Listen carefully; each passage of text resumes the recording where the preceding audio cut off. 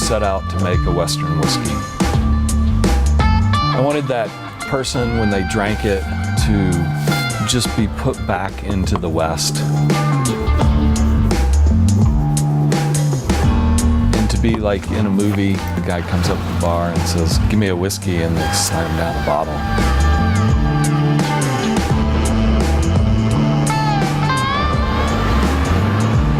Rugged, refined, rebellious.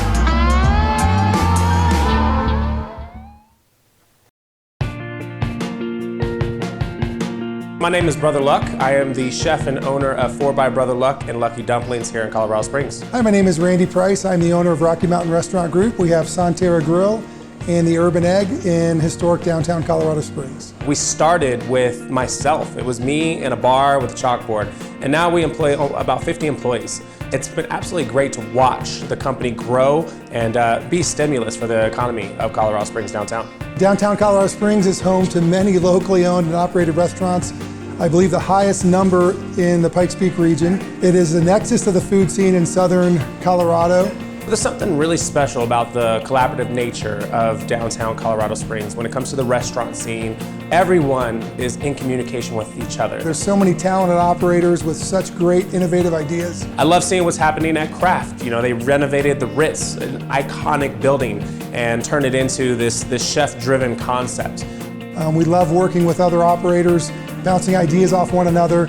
You know, there's so many independent business owners downtown, and I love what they're doing. One of my favorites, Eric Brenner. You know, he took a risk. He moved here from St. Louis. He opened up Red Gravy. He's surviving on his own. And we're all here to support one another. If I need something or someone else needs something, it's an easy phone call.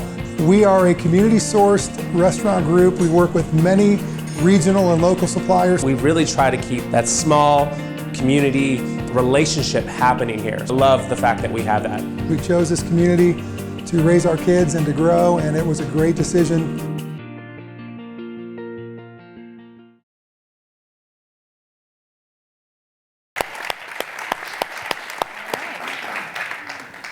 Brother Michael, we're so stoked that you guys are with us tonight. So one thing you should know is that these guys are friends. I feel like the whole community is just one big friendship, which is so unique to our city.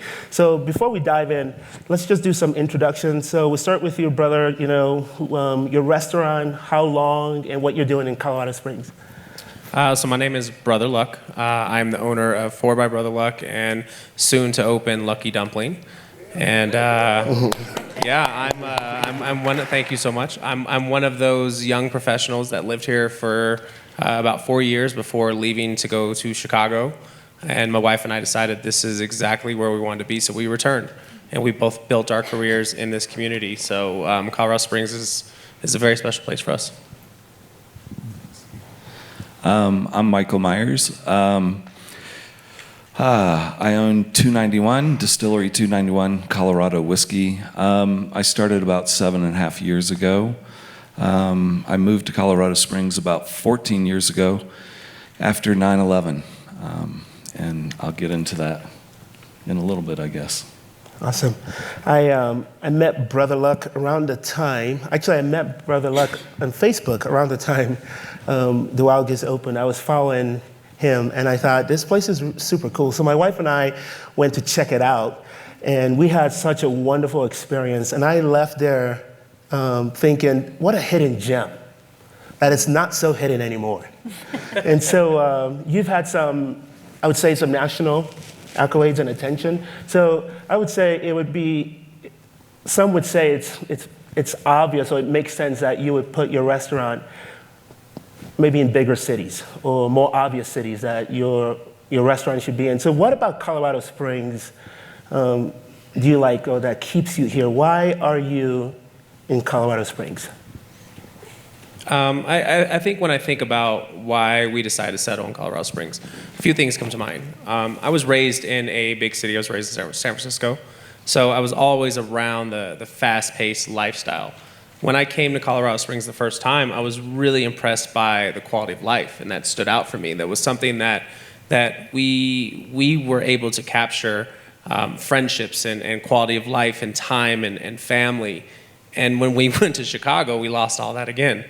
So this was a place that was really important for us to come back, and we knew that this was going to be a city that was going to support local businesses. We had seen it. I had met so many amazing restaurateurs and entrepreneurs that had already been here for 20, 30 years that we were excited to be part of that legacy. So Colorado Springs had that from the very beginning for us, and we knew that the foundation we had built here living in the city for the first time would support a business venture.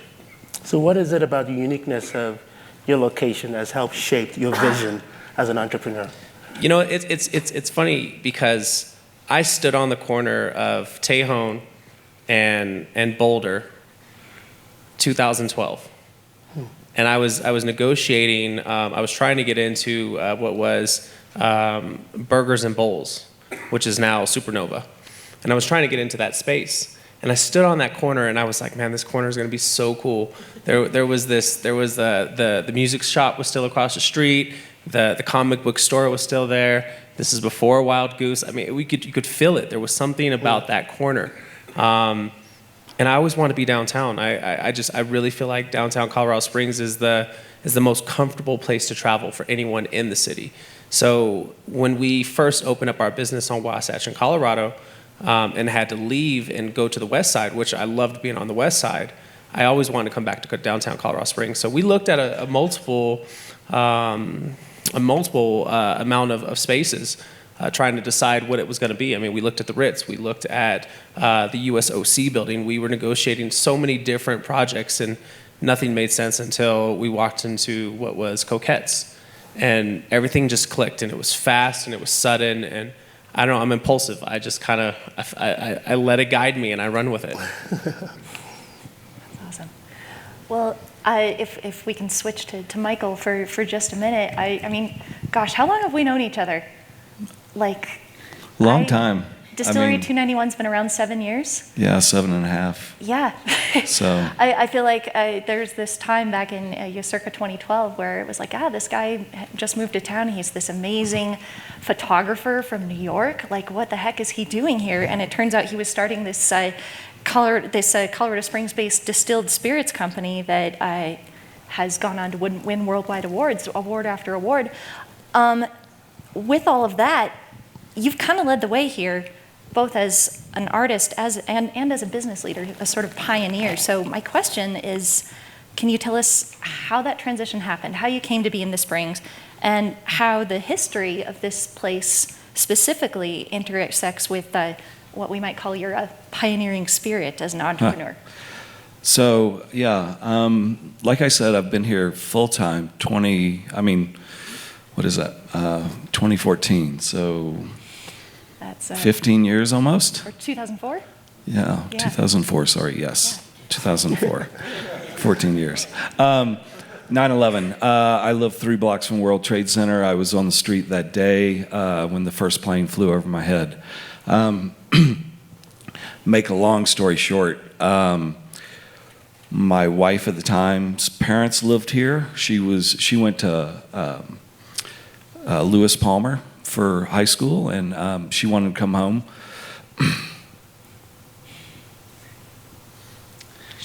You're good. So, so we did. We lived here for 9 months, put our kids in school. I commuted, went back to New York, was there for a couple of years, and I'll make this quick. And she just kept talking about the school system.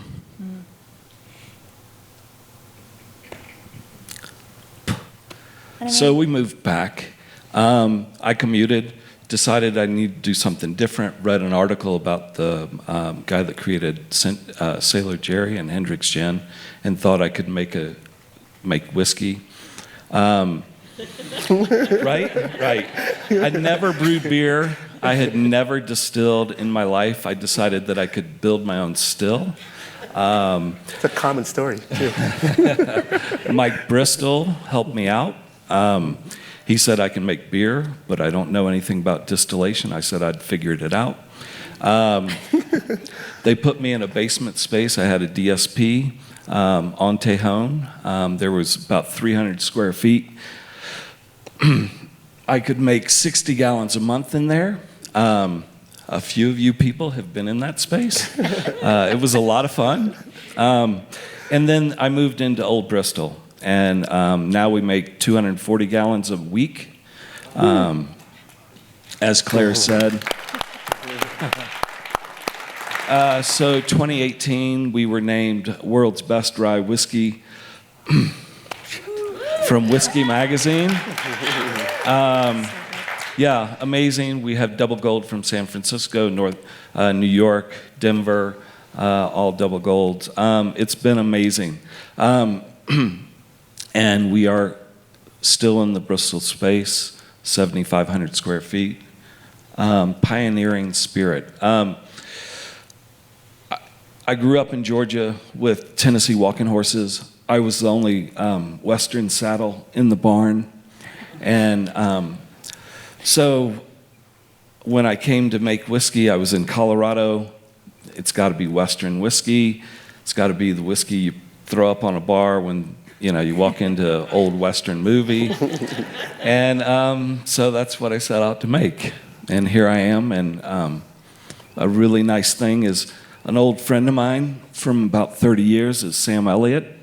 And he drinks my whiskey on the ranch, which is based in Colorado. And that's pretty impressive. Well,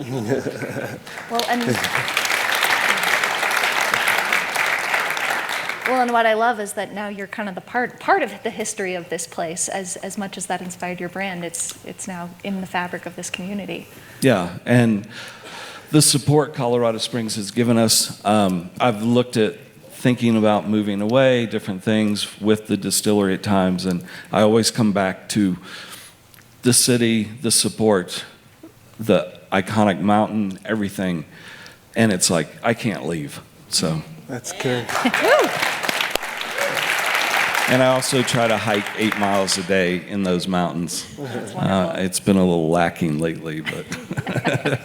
It's been a little weird lately with the wind. So that does kind of tally on to my next question for you guys, which is if we could just snap our fingers, magically transport ourselves to a different city, but on a similar sort of setting, a similar audience to what we have here. Say we're in Charlotte, we're in Austin, maybe we're in Seattle, where I grew up. What would you want that crowd to know about the state of your respective industries in Colorado Springs and where they're headed? Go. For me, I've been very fortunate to receive a platform, and being here in Colorado Springs, I've always kind of had a chip on my shoulder that we don't get the attention we deserve. We're doing amazing things. We have amazing product. We have great talent, but we don't have the notoriety. We don't have the cameras on us. They're looking at Denver. So when I started the process of trying to get national attention to pay attention to our culinary, that it was with that intention. It was, look at what we're doing. We put in a lot of passion. You can feel it in every one of our products. And our people are very special. There's great stories behind every single thing that we're doing. So when I got the opportunity to do Bravo's Top Chef, that was a big piece for me. Was I'm from Colorado Springs, and I'm going to represent that. And I want you not to put Denver underneath my name. I want you to put Colorado Springs.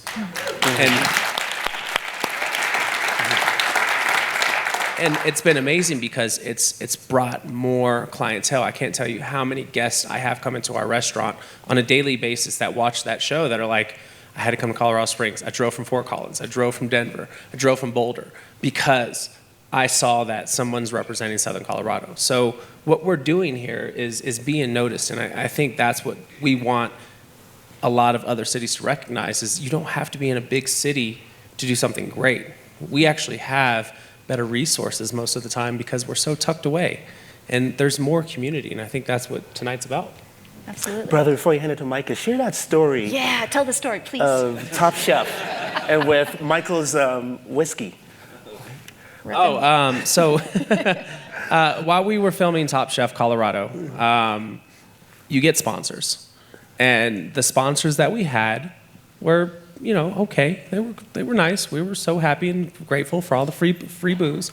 But the chefs want to know, like, what's local? So myself and one other chef out of all the contestants were the locals, and they said, what do you guys drink? And I said, well, I drink $2.91. And they go, what's that? And I said, well, let's go to a liquor store.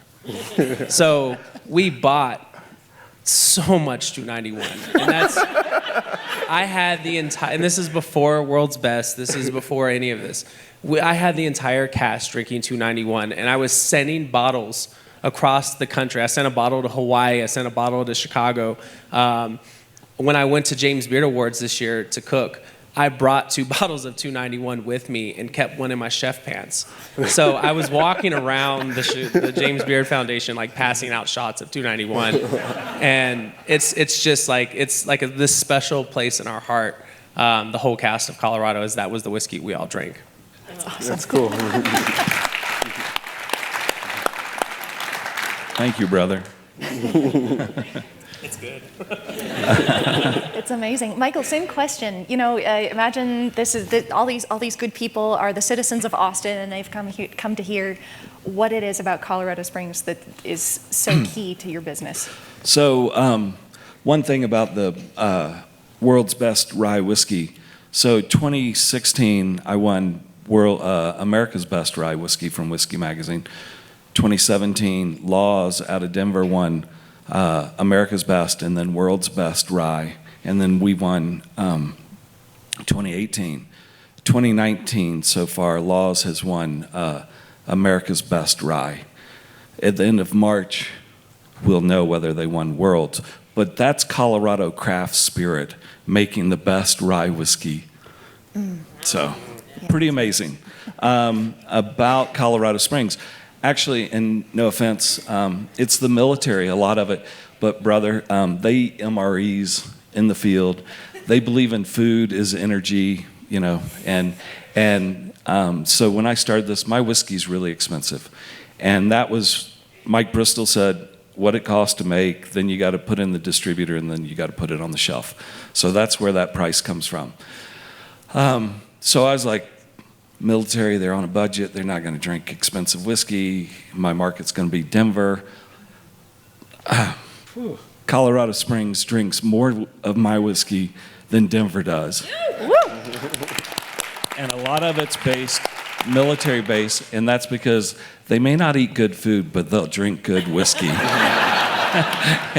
And it's awesome. They support me so much, and after 9/11, it's amazing. That's awesome. Thank you. Thank you both. Thank you, guys. Yeah, and that's all we have time for. Wish we could keep you guys longer. Let's show appreciation to Brother and Michael. You guys are rock stars. Thank you.